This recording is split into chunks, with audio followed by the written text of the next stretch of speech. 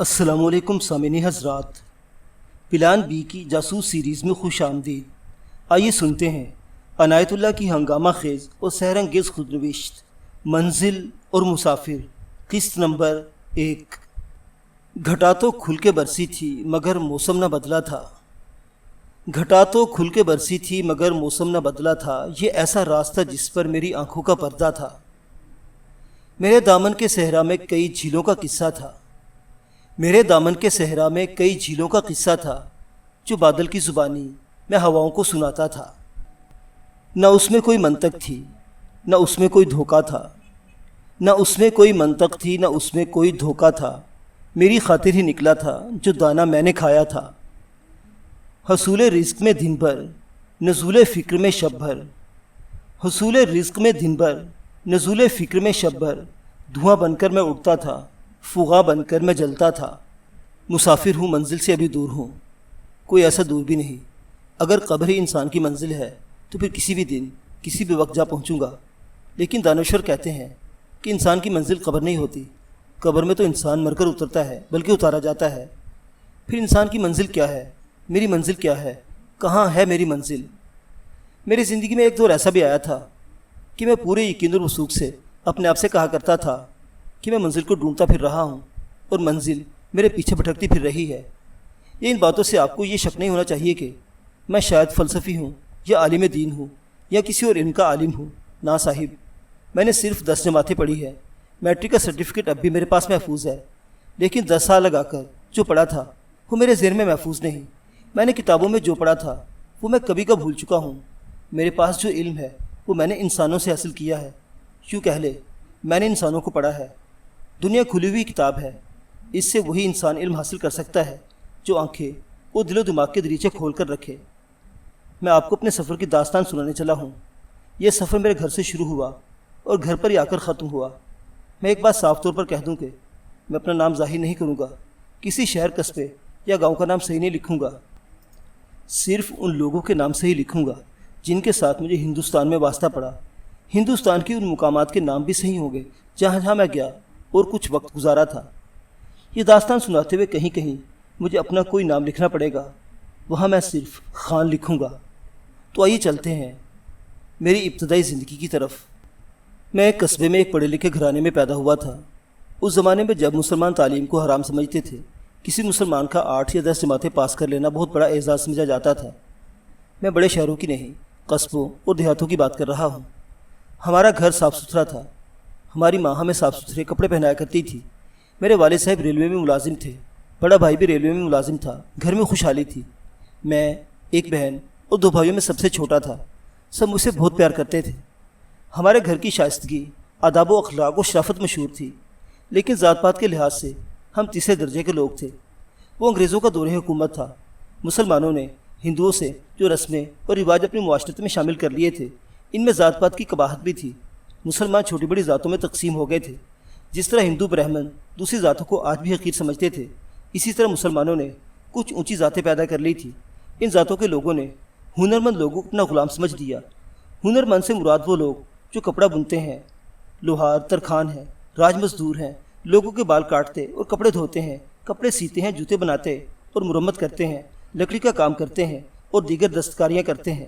جاگیردار، بڑے ذمہ دار وغیرہ سب کے سب چودھری اور حاکم بن گئے۔ کوئی چودھری کہلاتا، کوئی راجا، کوئی ملک، اور اسی طرح اونچی ذاتوں والوں نے ہنرمندوں کو کمی اور کمین کہنا شروع کر دیا۔ دیہات میں آج بھی چودھری اور راجے وغیرہ چھوٹی ذاتوں کے لوگوں سے بگاڑ لیتے ہیں۔ یہ تو مجھے زیادہ بیان کرنے کی ضرورت نہیں کہ ہم مسلمان کس طرح ذاتوں میں بٹے ہوئے ہیں۔ انگریزوں نے مسلمانوں میں ذات پات کو اور زیادہ پکا کر دیا تھا، کیونکہ انگریز چاہتے تھے کہ مسلمان متحد نہ ہو سکے اور چھوٹے بڑے میں تقسیم رہیں۔ آپ جانتے ہیں کہ اسلام میں ذات پات کا تصور موجود ہی نہیں۔ اسلام میں تو خلیفہ بھی اپنے آپ کو عوام سے بالا اور برتر نہیں سمجھا کرتا تھا۔ میں جنگ عظیم سے 2-2.5 سال پہلے کی بات کر رہا ہوں۔ میں نے میٹرک پاس کر لی۔ اس زمانے میں تعلیم صرف اس لیے حاصل کی جاتی تھی کہ نوکری کرنی ہے، اس کے لیے 10 جماعتیں کافی سمجھی جاتی تھی۔ مجھے بھی اب نوکری کی تلاش کرنی تھی۔ اس زمانے میں نوکری کسی قسمت والے کو ملتی تھی۔ مجھے اس چیز کا کوئی غم نہیں تھا۔ میں گھر میں سب سے چھوٹا تھا، اس لیے سب کا لاڈلا تھا۔ انہیں ایسی کوئی ضرورت نہیں تھی۔ میں نے پہلے بتایا کہ والد صاحب اور بڑا بھائی ملازمت کرتے تھے۔ ہماری تھوڑی سی زمین تھی جو ہم نے بڑائی پر دے رکھی تھی۔ دانے خاصے آ جاتے تھے۔ اس زمانے میں مہنگائی نہیں تھی، منڈی کے بھاؤ چڑھتے نہیں تھے، تھوڑی سی آمدنی میں باعزت گزارا ہو جاتا تھا۔ اپنے علاقے کے متعلق یہ بتا دوں کہ بارانی علاقہ ہے، اور یہ علاقہ میدانی نہیں، سطح مرتفع ہے، کھڈ نالے ہیں، گھاٹیاں اور ٹیلے ہیں، اور چھوٹے بڑے برساتی نالوں کو تو جال بچھا ہوا ہے۔ اب اس علاقے میں سڑکیں بن گئی ہیں اور چھوٹے چھوٹے گاؤں بہت پھیل گئے ہیں، آبادیاں زیادہ ہو گئی ہے۔ میں جس وقت کی بات کر رہا ہوں اس وقت ویرانے اور بنجر علاقے بہت تھے۔ ہم لوگ جو قصبے میں رہتے تھے شہری اور تہذیب یافتہ کہلاتے تھے۔ دیہاتی علاقے میں بعض جگہ مٹی کے پہاڑوں میں گھری ہوئی تھی، ایسی تھی کہ قصبے کے لڑکے وہاں ڈر جایا کرتے تھے۔ معلوم نہیں میری نفسیات کیا تھی کہ مجھے ڈرونی جگہ اچھی لگتی تھی، اور کبھی کبھی میں تو اکیلا ہی ادھر نکل جایا کرتا تھا۔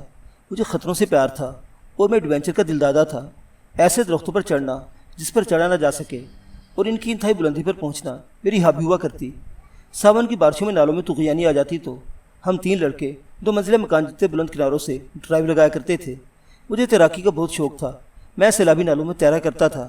کئی بار ایسا ہوا کہ نالے کے موڑ پر سیلاب نے مجھے چٹانی کنارے کے ساتھ بڑی زور سے پٹخا، ایسا لگا جیسے میری ہڈیاں ٹوٹ گئی ہوں، لیکن اتنی شدید چوٹوں سے بھی مجھے لطف آیا کرتا تھا۔ میں اپنی جو کہانی سنانے چلا ہوں اس کے لیے ضروری ہے کہ میری نفسیات، میری فطرت اور میری اس وقت کی عادات ذہن میں رکھ لیں۔ میں نے بتایا کہ میں پروقار، تعلیم یافتہ، شائستہ اور خوشحال گھرانے کا فرد تھا جس کی شرافت مشہور تھی۔ مجھ میں وقار بھی تھا، تعلیم اور شائستگی بھی تھی، اور میں شرافت کا بھی قائل تھا، لیکن میں پارسا اور زاہد نہیں تھا۔ صاف بات یہ ہے کہ میں مومنوں والی شرافت کے خلاف تھا۔ اکثر لوگ بزدل ہوتے ہیں، لڑائی جھگڑے اور ہاتھا پائی سے ڈرتے ہیں۔ ایسے شریف لوگ اپنے آپ کو شریف کہتے ہیں۔ حقیقت یہ ہے کہ ہم لوگ بزدل آدمی کو شریف کہتے ہیں۔ مجھ میں بزدلی والی شرافت نہیں تھی۔ میری دوستی ایسے لڑکوں کے ساتھ تھی جو زندہ دل اور شرارتی تھے، اور وہ غیر معمولی طور پر دلیر اور نڈر تھے۔ یہ اوصاف مجھ میں بھی پیدا ہو گئے تھے۔ میں نے 10 جماعتیں پاس تو کر لی تھیں، لیکن پڑھنا میرے خاندان کی روایت تھی، اس لیے میں نے یہ روایت پوری کر دی تھی۔ حقیقت یہ تھی کہ تعلیم میرے مزاج کے خلاف تھی۔ والد صاحب اور بھائی جان چاہتے تھے کہ میں بھی یہ کر لوں۔ والدہ نے میرا بہت ساتھ دیا۔ والدہ میری ہر بات مانتی، اور بڑی بہن بھی مجھ سے بہت پیار کرتی تھی۔ اسے بھی گوارا نہ تھا کہ میرے اعصاب پر کوئی ناگوار بوجھ پڑے۔ تعلیم سے بڑھ کر اور ناگوار بوجھ کیا ہو سکتا تھا؟ 14 پڑھ لے، چاہے 16 پاس کر لے، والدہ میرے حق میں یہی دلیل دیا کرتی تھی۔ اسے نوکری تو کلرکی کی ملے گی، یہی نوکری 10ویں پاس کو ملتی ہے۔ بچے کے دماغ پر زیادہ بوجھ نہ ڈالو۔ ہاں ابا جان، میری بہن دلیل دیا کرتی تھی، اس کی صحت تو ٹھیک ہو لینے دے، دیکھے تو صحیح، کیا ذرا سا منہ نکالا ہوا ہے، رنگ پہ چہرے کا پیلا پڑا ہوا ہے۔ میری صحت آوارگی میں ٹھیک رہتی تھی، دراصل گھر میں خوشحالی تھی۔ یہ ضرورت محسوس نہ کی جاتی تھی کہ میں بھی نوکری کروں۔ میں نے یہ ظاہر کرنے کے لیے کہ میں نکما اور نکھٹو نہیں ہوں، میں نے اپنی زمینوں پر جانا شروع کر دیا، اور زمینوں اور بٹائی والے مزاروں کی باتیں اس طرح شروع کر دی جیسے زمینیں خراب ہو رہی ہیں اور یہ پوری پیداوار نہیں دے رہی، اور بٹائی والے محنت بھی نہیں کر رہے اور دھوکہ بھی دے رہے ہیں۔ یہ نہ سمجھیں کہ ہم سینکڑوں یا 20 ایکڑ کی زمین کے مالک تھے، کل 8 ایکڑ زمین تھی۔ میں نے گندم کی فصل گھر آتے ہی ان مزاروں کی چھٹی کرا دی جو بڑے لمبے عرصے سے ہماری زمینیں سنبھالے ہوئے تھے۔ میں نے جو نئے مزارے رکھے وہ میرے قصبے سے 2 میل دور ایک گاؤں کے رہنے والے تھے، غریب کسان تھے جن کی سوچیں پیٹ پر مرکوز رہتی تھیں۔ یہ کنبہ تھا جس میں باپ تھا، ماں تھی، 2 جوان بیٹے تھے، ایک بیٹے کی نوجوان دلہن تھی، ان کے پاس 2 بیل اور ایک گدھی تھی۔ اس کنبے تک میری رسائی اس طرح ہو گئی کہ اس گاؤں میں میرے ایک دوست کی بہن بیاہی ہوئی تھی۔ ایک روز وہ مجھے اپنے ساتھ لے گیا۔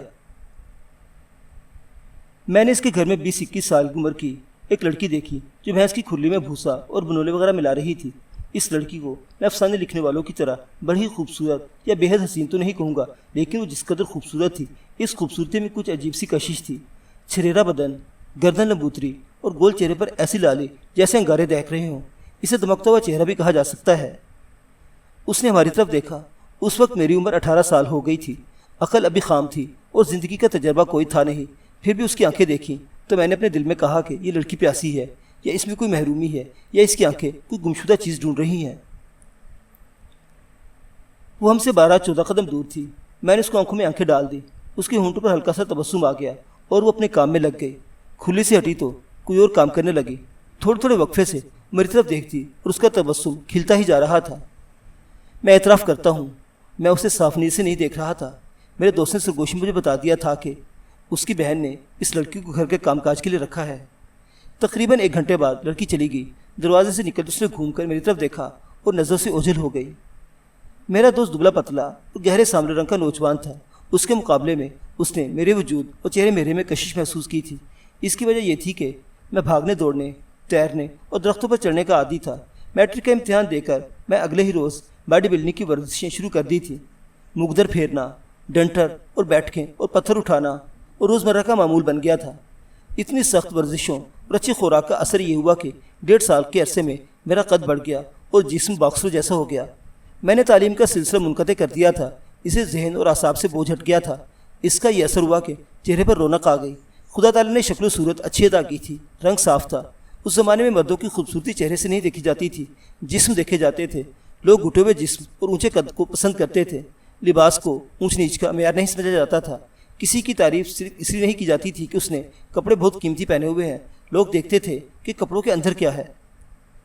میں کپڑوں کے اندر جو کچھ تھا دوسروں کے لیے قابل قبول تھا، یہ دوسرے نے مجھے بتایا تھا۔ میں نے اپنی تعریف خود کبھی نہیں کی تھی، نہ کبھی یوں کیا تھا کہ آئینے کے سامنے بیٹھا اپنے آپ کو دیکھتا رہتا۔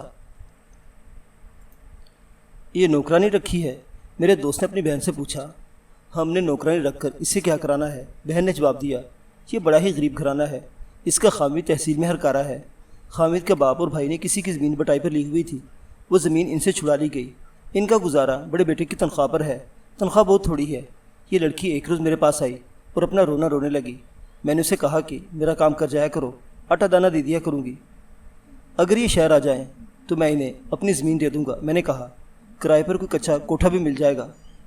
لڑکی کے سسر کو بلایا، میں نے اس سے بات کی تو وہ تیار ہو گیا۔ ہمارے قصبے میں تحصیل ہیڈ کوارٹر تھا جہاں اس کا بیٹا ہرکارہ تھا۔ وہ لوگ 1-2 دنوں بعد اپنے مویشی اور گھر کا سامان لے کر آ گئے۔ ہمارے کھیت قصبے کے ساتھ ہی تھے۔ میں نے کچے سے ایک مکان کا انتظام کر لیا تھا، یہ کسی نے اپنے مویشیوں کے لیے بنوایا تھا، کچھ عرصے سے خالی پڑا تھا۔ یہ مکان آج ہوتا تو اس کا کرایہ 150 روپے ماہوار سے کم نہ ہوتا، لیکن اس زمانے میں اس کا کرایہ 1.5 روپے ماہوار تھا۔ انہوں نے ہمارے کھیت میں کام شروع کر دیا۔ میں نے آگے بڑھنے اور ملازمت سے بچنے کے لیے گھر میں اعلان پہلے ہی کر رکھا تھا کہ میں زمین کی دیکھ بھال کیا کروں گا۔ مجھ میں ایک وصف قدرتی طور پر پیدا ہو گیا تھا کہ میں ایسی خود اعتمادی سے اور ایسے پراسرار طریقے سے بات کرتا تھا جس سے دوسرے متاثر ہو جاتے اور میری بات مان لیتے تھے۔ اس کی ایک وجہ یہ تھی کہ گھر میں مجھے ہر قسم کا پیار ملا تھا اور میں کسی محرومی کا شکار نہیں تھا۔ اللہ نے دوسری نعمت یہ عطا کی کہ میری آواز میں سرور اور سوز تھا۔ میں اتنا اچھا گاتا تھا کہ سننے والے مسحور ہو جاتے تھے۔ جمعہ کے روز میں جامع مسجد میں تلاوت قرآن کرتا تو میں سننے والوں کو جھومتے دیکھا کرتا تھا۔ 3-4 آدمی نے مجھے کہا تھا کہ حقہ یا سگریٹ پینے شروع نہ کر دینا ورنہ گلا خراب ہو جائے گا اور آواز بھدی ہو جائے گی۔ کسی استاد کی شاگردی کر لو، گانے میں نام پیدا کرو گے۔ میں نے حقہ نہیں پیا، کبھی سگریٹ کا کش نہیں لگایا اور کسی استاد کی شاگردی بھی نہیں کی، البتہ استادیاں بہت کی۔ اللہ نے ایک وصف زندہ دلی کا بھی دیا تھا، اپنے آپ میں گھٹن کبھی پیدا نہیں ہونے دی۔ میں نئے مزاروں کی بات کر رہا تھا۔ ان کی بہو کا نام کچھ اور ہے، میں اس کا نام عائشہ لکھوں گا۔ اس کے خامد کو میں نے دیکھا، پہلا خیال یہ ہے کہ آدمی عائشہ کے قابل نہیں۔ ہڈیوں کا ڈھانچہ مرجھائی ہوئی سی کھال میں لپٹا ہوا تھا، چہرے کا رنگ گہرا سانولا تو تھا لیکن ایسا جیسے لاش کا رنگ ہوتا ہے۔ اس کے ساتھ میں نے کچھ باتیں کی تو معلوم ہوا کہ وہ احمق نہیں بلکہ ہمونک بھی ہے۔ بات کرنے سے پہلے میں مقصد ہنستا پھر بات کرتا تھا۔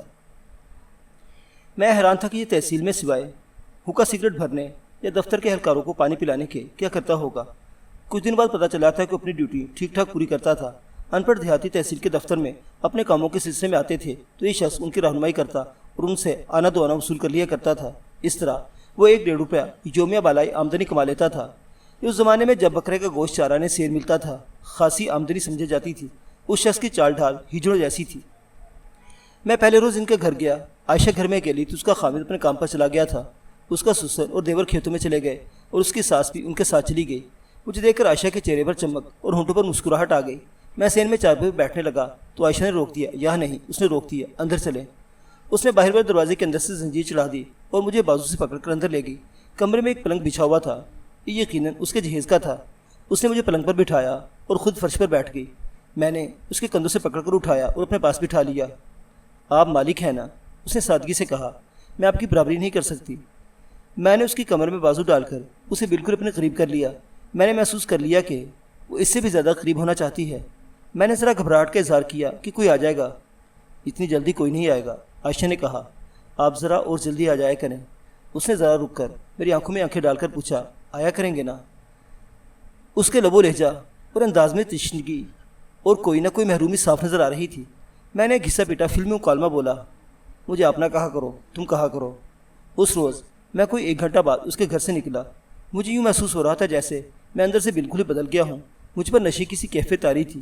عائشہ کی آنکھوں میں آنسو اور ہونٹوں پر مسکراہٹ تھی۔ پھر میں اس کے گھر جاتا رہا، وہاں سے کھیتوں کو چلا جاتا۔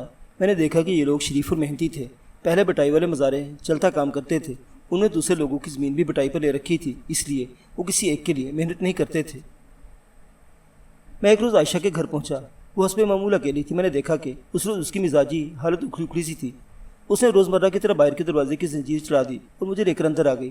ہم پلنگ پر بیٹھ گئے، وہ اپنے پاس دیکھ کر اس پر دیوان کی طاری ہو جایا کرتی تھی، لیکن اس وقت کچھ افسردہ اور مایوس لگ رہی تھی۔ میں نے اس سے پوچھا کہ آج اس کا موڈ کیوں بگڑا ہوا ہے۔ یہ ذہن میں رکھے اس زمانے میں موڈ کا لفظ انگریزی ڈکشنری میں تو شاید ہوگا، لوگ ابھی اس سے واقف نہیں تھے۔ میں نے 10 جماعتیں پڑھی تھی لیکن موڈ کا لفظ کبھی نہیں پڑھا۔ آج کل تو یہ حال ہے کہ کسی جاہل اور ان پڑھ بیوی کو خامد پھینٹے لگا دے تو وہ پڑوسوں سے کہتی ہے آج میرے گھر والے اونترے کا موڈ ٹھیک نہیں۔ مجھے آج بھی یاد ہے، میں نے عائشہ سے یوں پوچھا تھا کیا بات ہے، آج تمہاری ناک کیوں چڑھی ہوئی ہے؟ میں رات سوئی نہیں۔ اس نے کہا کیوں، کیا بتاؤں؟ اس نے آہ لے کر کہا تم سمجھتے ہوگے کہ اس لڑکی کی چال چلن شادی سے پہلے خراب ہے، تو جو چاہو کہہ سکتے ہو، غلطی میری ہے، مجبوری میری ہے۔ یہ کس چکر میں پڑ گئی ہو عائشہ؟ میں نے کہا میں نے تمہیں کوئی تانا نہیں دیا، میں اس خامد کے ہاتھوں بہت تنگ اور مجبور ہوں۔ اس نے کہا ایک تمہیں عورت ذات، دوسری غریب کی بیٹی، اگر کسی بوڑھے ٹھیرے کے ساتھ باندھ دیتے تو میں کچھ نہیں کر سکتی تھی۔ میرے خامد کو تم نہیں جانتے، اس کی شادی ہونی ہی نہیں چاہیے تھی، اس شادی کے قابل ہے ہی نہیں۔ یہ اس قابل ہے کہ نوکری کرے اور ماں باپ کی خدمت کرے۔ اگر اس کا رنگ توے جیسا کالا ہوتا تو میں اسے بھی خوشی سے قبول کر لیتی، لیکن یہ بھوس کا مریض ہے، اور یہ اگر عورت نہیں تو مرد بھی نہیں۔ رات کو میں یہ سوچتی رہی کہ اس کے ساتھ ساری زندگی عمر کیسے گزاروں گی، اس کے دماغ میں کوئی خرابی ہے۔ نہیں عائشہ، میں نے کہا اس کے دماغ میں کوئی خرابی نہیں، بڑے اچھے طریقے سے نوکری کر رہا ہے۔ عائشہ نے آہ بھری، دوپٹے سے آنسو پوچھے اور منہ سے کچھ نہ بولی۔ مجھے ایسا محسوس ہونے لگا جیسے کھیتیاں اس کی ملکیت ہیں اور میں اس کا مزارہ ہوں۔ معلوم نہیں کیوں مجھ پر مروبیت طاری ہو گئی، خیال آیا کہ مجھے یہاں نہیں بیٹھنا چاہیے اور اس لڑکی پر میرا کوئی حق نہیں۔ میں جانے کے لیے اٹھا، چلتا ہوں، بیٹھے رہو۔ اس نے میرا بازو پکڑ کر کھینچتے ہوئے کہا کیا جلدی ہے؟ میں اس طرح بیٹھ گیا جیسے اس کے حکم کی تعمیل کی ہو۔ ایسا تجربہ مجھے پہلی بار ہو رہا تھا۔ میں اس لڑکی میں کوئی تبدیلی دیکھ رہا تھا جسے میں سمجھ نہیں سکتا تھا۔ ایک خیال یہ بھی آیا کہ اسے شاید مجھ سے بہتر کوئی آدمی مل گیا ہے۔ اس نے جمائی لی، نیند سے اس کی آنکھیں سرخ ہو رہی تھیں، وہ رات سوئی نہیں تھی، نیند آ رہی ہے۔ اس نے کہا سو جاؤ۔ میں نے کہا۔ وہ پلنگ پر لیٹ گئی، وہ نوجوان تھی، نیند پر غالب نہیں آ سکتی تھی، لیٹتے ہی سو گئی۔ میں آہستہ سے اٹھا اور وہاں سے نکل آیا۔ میری ذہنی اور جذباتی حالت بگڑتی چلی جا رہی تھی۔ بار بار یہی وہم سامنے آتا تھا کہ لڑکی مجھ سے تنگ آ گئی ہے اور اس نے کسی اور کے ساتھ تعلقات پیدا کر لیے ہیں۔ میں 2 دن اس کے گھر نہ گیا۔ تیسرے دن الصبح عائشہ کا سسر ہمارے گھر آیا۔ وہ بہت گھبرایا ہوا اور ڈرا ہوا تھا۔ اس نے بتایا کہ گزشتہ رات عائشہ کو اچانک کوئی دورہ پڑا ہے، اس کے ہاتھ پاؤں مڑ جاتے ہیں اور وہ چارپائی سے گرتی اور اوپر کو اچھلتی ہے۔ اسے قابو کرنے کے لیے سب زور لگاتے ہیں لیکن وہ کسی کے ہاتھ نہیں آتی۔ میری امی نے مجھے اور ابا جان سے کہا کہ ہم دونوں جا کر دیکھیں اور اگر ڈاکٹر کی ضرورت پڑے تو بلا لیں یا ہسپتال لے جائیں۔ میں ابا جان کے ساتھ عائشہ کے گھر گیا، وہاں تو عجیب ہی منظر دیکھا۔ پہلے تو میں عائشہ کو پہچان ہی نہ سکا۔ اس نے اپنے لمبے بال نوچ نوچ کر بکھرے ہوئے تھے، اس کا چہرہ اس طرح لال سرخ تھا جسے دیکھ کر خوف آتا تھا۔ اس نے اپنی قمیض بھی پھاڑی ہوئی تھی، اس کی ساس الگ بیٹھی رو رہی تھی۔ اس کا خامد بھی وہیں تھا، خامد کا تو رنگ ہی اڑا ہوا تھا۔ عائشہ نے مجھے اور ابا جان کو دیکھا تو اس نے اتنی زور سے چیخ ماری کہ میرا دل دہل گیا اور ابا جان بھی ایک قدم پیچھے ہٹ گئے۔ اس کے ساتھ ہی عائشہ لیٹے لیٹے چارپائی سے یوں اچھلی اور فرش پر جا پڑی۔ ابا جان اور عائشہ کا سسر اسے اٹھانے لگے تو اس نے اٹھ کر اپنے بازوں اور جسم کو اتنی زور سے جھٹکا دیا کہ دونوں بڑے دیوار سے جا لگے۔ اس کا خامد اور میں بڑی تیزی سے آگے بڑھے۔ خامد نے اس کے بازو پکڑے، میں نے اسے کمر سے دبوچ لیا۔ عائشہ نے اپنے خامد سے بازو چھڑا لیے۔ خامد کمزور سا آدمی تھا، وہ بھی کھڑا دیکھ ہی رہا تھا کہ کیا کرے۔ عائشہ نے اس کے منہ پر اتنی زور سے تھپڑ مارا کہ خامد چکرا کر پلنگ پر جا گرا۔ میں نے اسے کمر سے پکڑے ہوئے اٹھا کر پلنگ پر پھینکا، وہ پیٹھ کے بل پلنگ پر گر پڑی۔ میرے بال ذرا لمبے تھے، عائشہ نے میرے بال مٹھی میں لے لیے اور مٹھی اتنی زور سے بند کی کہ مجھے بال کھینچنے سے شدید درد ہوا۔ اس نے میرے بالوں کو پکڑے اپنے ہاتھ کو زور زور سے جھٹکے دیے، میرے دانت درد سے بچنے لگے۔ یہاں سے چلا جا، عائشہ نے دانت پیس کر کہا، میں تجھے قتل کر دوں گی، میں اس کے خامد کو بھی قتل کر دوں گا، میں جا رہا ہوں۔ میں نے کہا مجھے چھوڑ دو۔ اس نے میرے بال چھوڑ دیے۔ اس نے اس طرح بات کی تھی جیسے وہ عورت نہیں بلکہ مرد ہے۔ یہ صاف نشانی تھی کہ اس پر جن کا قبضہ ہو گیا ہے۔ وہ تو پسماندگی کا دور تھا۔ آج تعلیم اور ترقی کے دور میں بھی لوگ عقیدے کی طرح مانتے ہیں کہ جو انسان اس طرح جنات کے قبضے میں آ جائے، ظاہری طور پر وہ خود بولتا ہے لیکن وہ دراصل ہوتا جن ہے جو اس کی زبان سے بول رہا ہوتا ہے۔ جس پر جن کا قبضہ ہوتا ہے اسے جن دوسرا شخص سمجھتا ہے۔ مثلا جن کہتا ہے کہ میں اسے مار ڈالوں گا، اس کا یہ مطلب نہیں ہوتا کہ متاثرہ شخص یہ کہہ رہا ہے میں اپنے آپ کو مار ڈالوں گا۔ میرے والد صاحب اور باقی سب لوگ نے جب یہ ردات سنی اور دیکھا کہ لڑکی اپنے آپ کو مرد سمجھ رہی ہے اور بول رہی ہے تو سب سے پہلے میرے ابا جان بولے یہ تو جن ہے۔ ہاں، عائشہ بولی میں جن ہوں، یہاں سے نہیں جاؤں گا۔ عائشہ کے سسر اور ساس نے قریب آ کر ہاتھ جوڑے اور میرے سے سماجت کرنے لگے۔ ہم غریبوں سے آپ نے کیا لینا ہے شاہ جی؟ سسر نے کہا ہم سے اس بیچاری سے کوئی غلطی ہو گئی یا قصور ہو گیا تو معاف کر دے، ہم غریبوں کو یہ سزا نہ دے۔ میں نہیں جاؤں گا۔ عائشہ نے کہا میں تمہیں کچھ نہیں کہوں گا، اس کے خامد کو نہیں چھوڑوں گا۔ اس کے ان الفاظ نے بلکہ دھمکی نے ہم سب پر دہشت طاری کر دی۔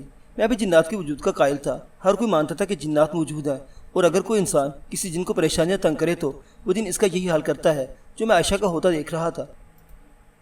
چونکہ جنات کے متعلق یہ عقیدہ عام رہا ہے اور اب بھی عام ہے، اس لیے جن نکالنے والے عامل اور شاجی وغیرہ بھی موجود ہیں۔ یہ لوگ دعویٰ کرتے ہیں کہ ان کے قبضے میں جنات ہیں اور کسی انسان پر کوئی جن قابض ہو جائے تو اسے بھگا سکتے ہیں۔ لوگ ان کے عقیدت مند ہیں اور وہ ان کے دعووں کو برحق سمجھتے ہیں۔ یوں بھی ہوتا ہے کہ کسی نوجوان لڑکی یا کسی لڑکے کو ہسٹری مرگی کا دورہ پڑتے تو یہ عالم وغیرہ کہہ دیتے کہ جن کا قبضہ ہے۔ سیدھے سادے مصیبت کے مارے لوگ ان کی باتوں کو مان کر نقصان اٹھا لیتے ہیں، پھر یہ بھی نہیں کہتے کہ عاملی نے دھوکہ دیا ہے۔ اکثر یہ ہوتا ہے کہ عامل یا شاجی اس گھر میں ڈیرے ڈال دیتے ہیں جس گھر میں کسی فرد پر جن قابض ہوتا ہے، پھر یہ ہوتا ہے کہ جن تو نکل جاتا ہے لیکن عامل صاحب کچھ دن لگا کر ہی نکلتے ہیں۔ یوں بھی ہوتا ہے کہ بعض انسانوں پر جنات نہیں بلکہ شاجی قابض ہو جاتے ہیں۔ عائشہ کے متعلق ہم سب نے تصدیق کر دی کہ یہ جن کا قبضہ ہے۔ ایک شاجی ہمارے قصبے میں موجود تھے جن کا دعویٰ تھا کہ بڑے ہی شیطان جنات ان کے قبضے میں ہیں۔ میرے والد صاحب نے مجھے دوڑایا کہ میں ان شاجی کے پاس جاؤں، انہیں ساتھ لے آؤں۔ میں دوڑا گیا، شاجی گھر میں مل گئے۔ ان کا ایک بیٹا میرا دوست تھا، اس لیے شاجی مجھے بڑی اچھی طرح جانتے تھے اور مجھے اپنے بیٹوں جیسا سمجھتے تھے۔ مجھے گھبرایا ہوا دیکھ کر سمجھے کہ کچھ گڑبڑ ہے۔ میں نے عائشہ کے متعلق بتایا اور ساتھ یہ کہا کہ ہمارے مزارے ہیں، تو میں نے صاف طور پر محسوس کیا کہ شاجی کے چہرے پر ناپسندگی کا تاثر آیا۔ انہیں خیال آیا ہوگا کہ غریب مزاروں سے کیا ملے گا۔ شاجی، میں نے کہا، بیچاری نوجوان اور خوبصورت لڑکی ہے، اس کی شادی کو 6 مہینے بھی نہیں ہوئے۔ یہ سنتے ہی شاجی کے چہرے پر جو بے مزہ سا تاثر آیا تھا وہ بدل گیا، ان کے چہرے پر رونق آ گئی۔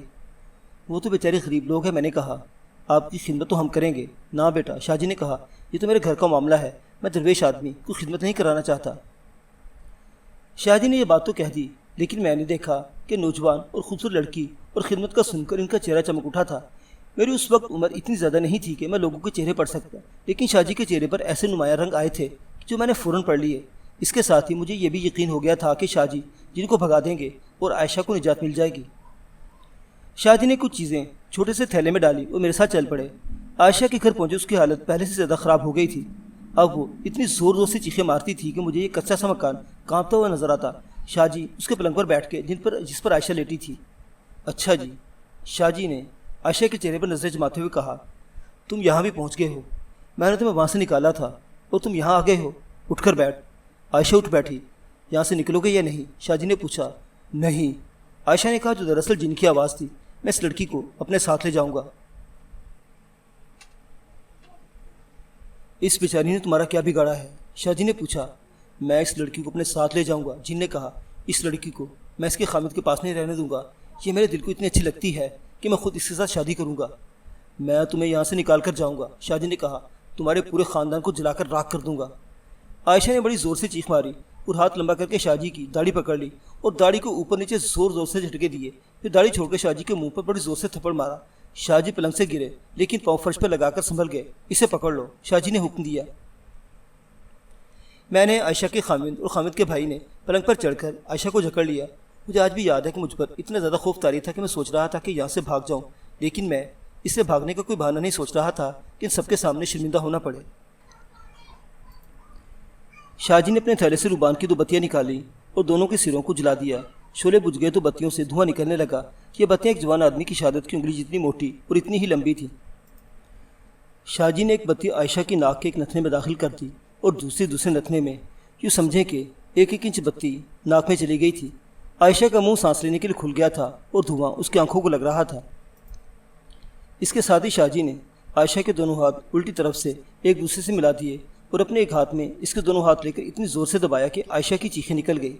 میں دیکھتا ہوں تم کس طرح یہاں سے نہیں نکلتے، شاجی نے کہا۔ آپ یہ سمجھ لیں کہ شاجی نے بالکل اس طرح عائشہ کو بلکہ جن کو ٹارچر کرنا شروع کر دیا تھا جس طرح پولیس کسی ملزم یا مشتبہ سے اقبالی بیان لینے کے لیے ٹارچر کرتی ہے۔ ہم 3 آدمیوں نے عائشہ کو دبوچ رکھا تھا ہم اسے تڑپنے بھی نہیں دے رہے تھے۔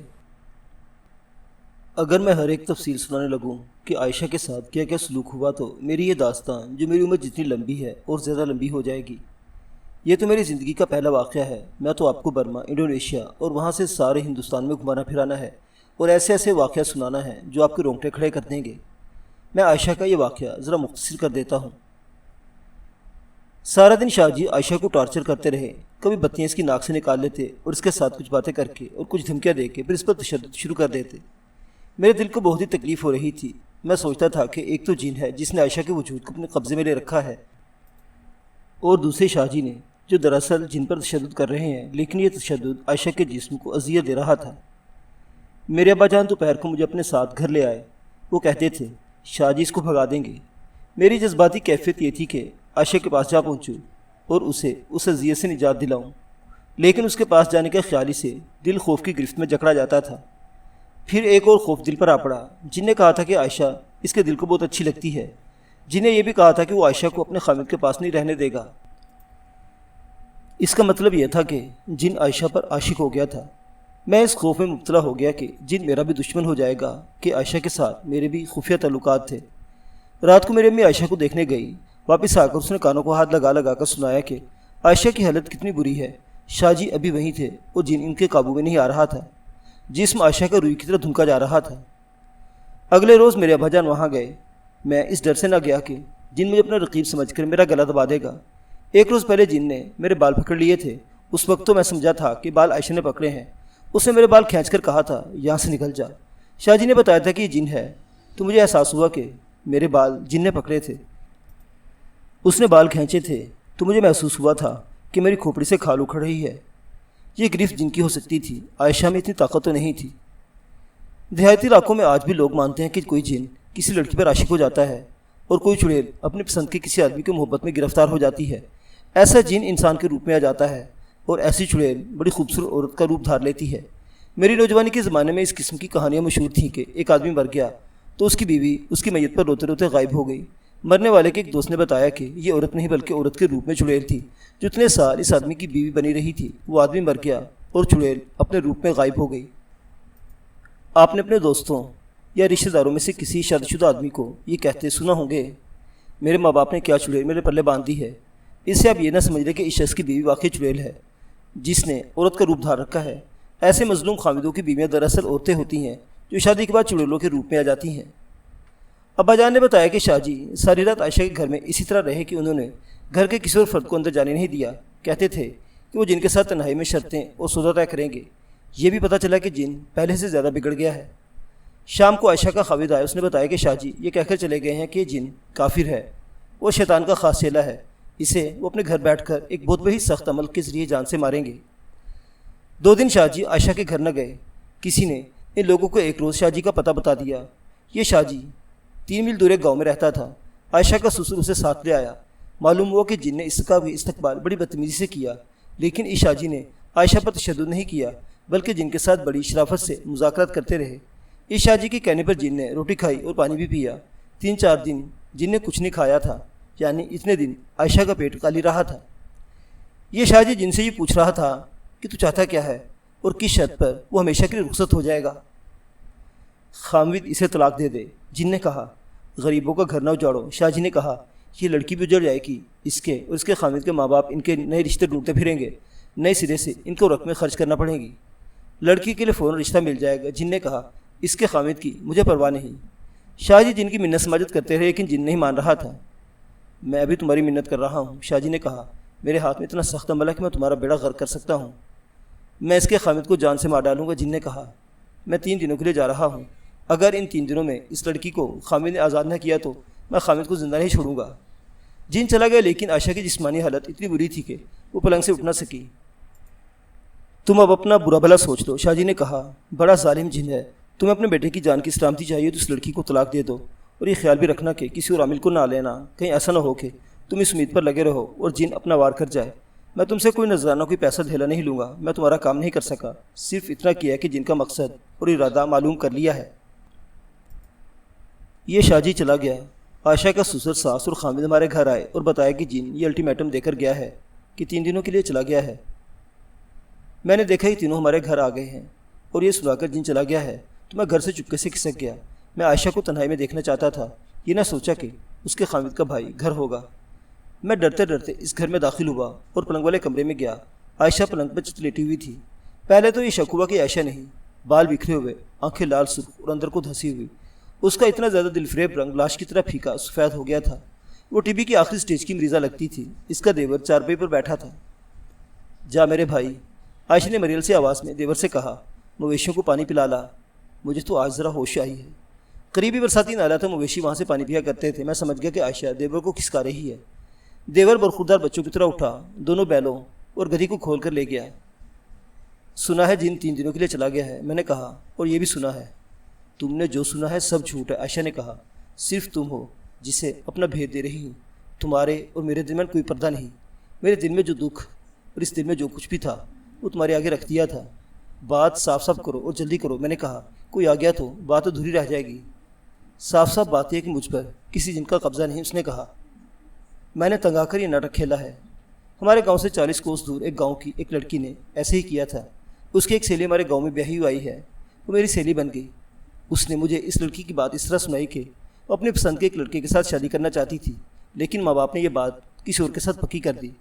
اس لڑکی کو ایک خراٹ عورت نے اس مانگ رچانے کا مشورہ دیا۔ لڑکی نے ایسا ڈھونگ رچایا کہ اس کے گھر والوں پر آفت آ گری۔ امیر کبیر لوگ تھے، پیر اور عامل بن بلائے دوڑے آئے۔ سب نے کہا کہ بڑا زبردست جن ہے۔ 3-4 دنوں کے بعد جن بول پڑا۔ اس نے کہا کہ اس لڑکے کے ساتھ اس کی شادی کی گئی تو لڑکے کا کلیجہ منہ کے راستے باہر نکال دوں گا۔ لڑکے والوں کو خبر ملی تو انہیں لڑکی کا رشتہ لینے سے انکار کر دیا۔ تم جانتے ہو کہ جنوں سے تو کوئی انکار نہیں کر سکتا، جن موجود ہیں۔ میں اپنے خامد سے اتنی تنگ آ گئی تھی کہ میں نے تو پہلے یہ سوچا تھا کہ اسے زہر دے دوں یا خود زہر کھا لوں، پھر میں نے صبر کر لیا اور دل کو یہ کہہ کر تسلی دے لی کہ قسمت میں جو لکھا تھا وہ مل گیا ہے۔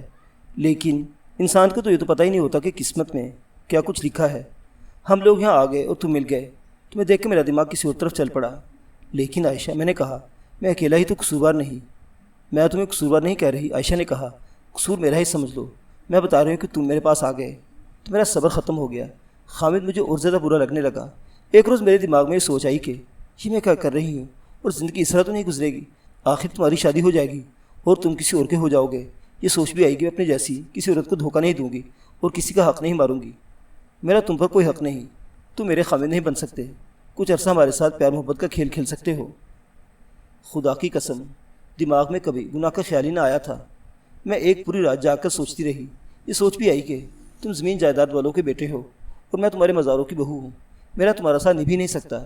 میں بہت پچھتائی اور اس سوچ میں آ کر میرا دماغ ٹھہر گیا کہ کوئی دوسرا گناہ کروں جس سے اس بیکار خامد سے نجات مل جائے، اور پھر وہ آدمی مل جائے جسے میں اپنا خامد کہہ سکوں۔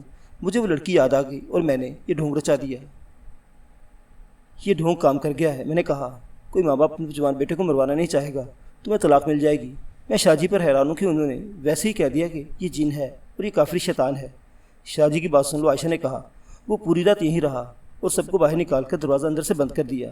پھر میرے پاس بیٹھ گیا اور مجھ سے پوچھنے لگا کہ تم اپنے سسرال سے کوئی بات منوانا چاہتی ہو تو مجھے بتا دو، میں انہیں ڈرا کر منوا لوں گا۔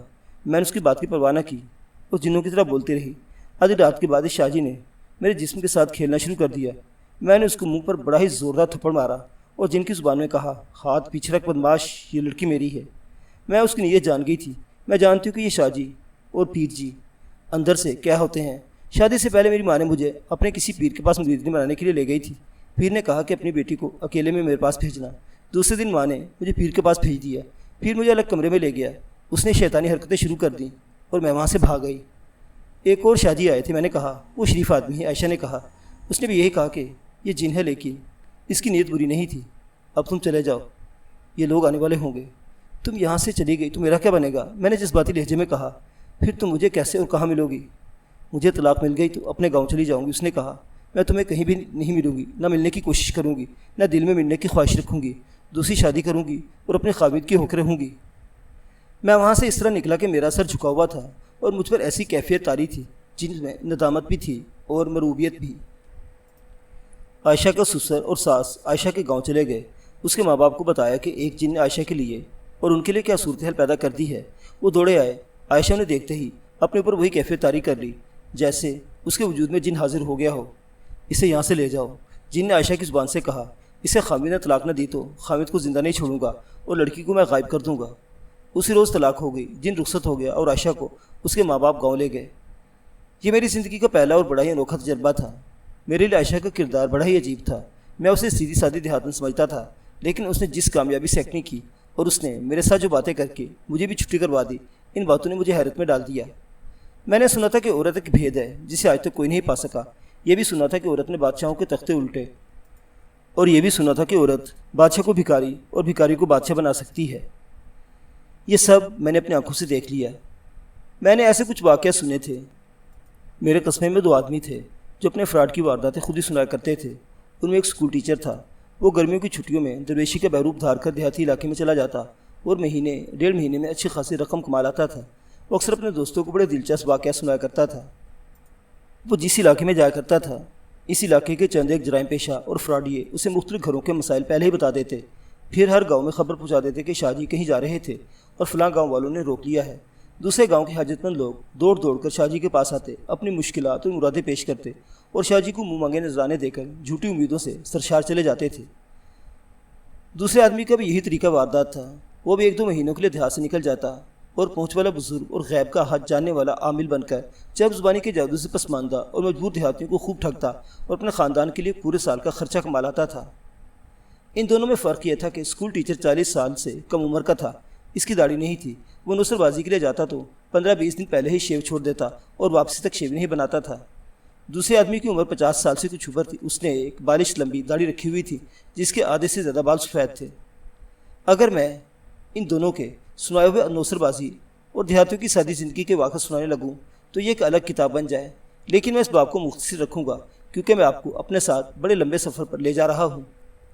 چونکہ بات عائشہ کی ہو رہی ہے، اس لیے یہ 2 آدمی یاد آ گئے تھے۔ انہوں نے ایسے ہی واقعہ سنائے تھے جیسا عائشہ کا میں نے اپنی آنکھوں دیکھ لیا۔ انہوں نے جو واقعہ سنائے تھے وہ عائشہ کی ایکٹنگ سے ذرا مختلف تھے۔ ان دونوں نوسر بازوں میں سے کوئی ایک کسی گاؤں میں گیا ہوا تھا۔ اسے بتایا جاتا ہے کہ ایک جوان لڑکی کو کوئی دورہ پڑا ہے۔ شاہ جی کو لڑکی کے گھر لے جایا جاتا ہے۔ وہ لڑکی کی حرکتیں دیکھتا ہے، اس کی باتیں سنتا ہے، گھر کے تمام افراد کو باہر نکال کر دروازہ بند کر لیتا ہے۔ لڑکی سے پوچھتا ہے کیا چاہتی ہو؟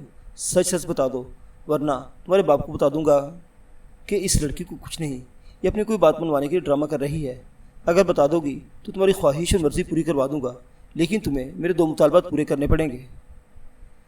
لڑکی بتا دیتے کہ جس لڑکی کے ساتھ اس کی شادی طے کی گئی ہے اسے وہ پسند نہیں کرتی اور وہ فلاں کے ساتھ شادی کرنا چاہتی ہے۔ شاہ جی بند کمرے میں لڑکی سے اپنے مطالبات پورے کروا کے اسے کچھ اور ایکٹنگ سکھاتا ہے اور 2-1 دنوں کے بعد لڑکی کے والدین جن کا مطالبہ پورا کر دیتے ہیں۔ چھوٹی عمر والا نوسر باز ایک بار کسی گاؤں سے ایسی ہی ایک لڑکی کی کانوں سے جھمکے اتروا کر لے آیا۔ یہ لڑکی نے اسے بقائے میں ہوش و حواس خود دیے تھے۔ نوسر باز نے گھر والوں سے منوا لیا تھا کہ جن اتنے غصے میں نکلا ہے کہ لڑکی کو جھمکے اتار کر لے گیا ہے۔ حادثہ یہ کہ دیہاتی ہی نہیں، شہروں کے پڑھے لکھے لوگ بھی اس خرافات کو مانتے، دھوکہ کھاتے اور عاملوں کے ہاتھوں لوٹے جاتے ہیں۔ میں فلاسفر نہیں، عالم دین نہیں اور میں سوشیالوجسٹ بھی نہیں۔ میں نے واز نہیں کیا اور نہ ہی کوئی لیکچر دینا ہے اور نہ پندو نصیحت کرنی ہے۔ میں واقعہ سنا رہا ہوں، کچھ کردار دکھا رہا ہوں۔ آپ اپنی رائے میں آزاد ہیں، جو نتیجہ اخذ کرنا چاہتے ہیں کر لے۔ میں یہی کہوں گا کہ ہمارے معاشرے میں عامل، شاہ جی، پیر، جوتشی اور نجومی وغیرہ بہت ہی خطرناک مجرم ہیں۔ عائشہ ایک پراسرار تصور بن کر میرے ذہن میں رہ گئی اور میری زندگی سے اس کا وجود ہمیشہ کے لیے نکل گیا۔ معزز سامعین حضرات، عنایت اللہ کی ہنگامہ خیز اور سحر انگیز خودنوشت ابھی جاری ہے۔ بقیہ واقعہ اگلی قسط میں دیکھتے رہیے۔ Plan be.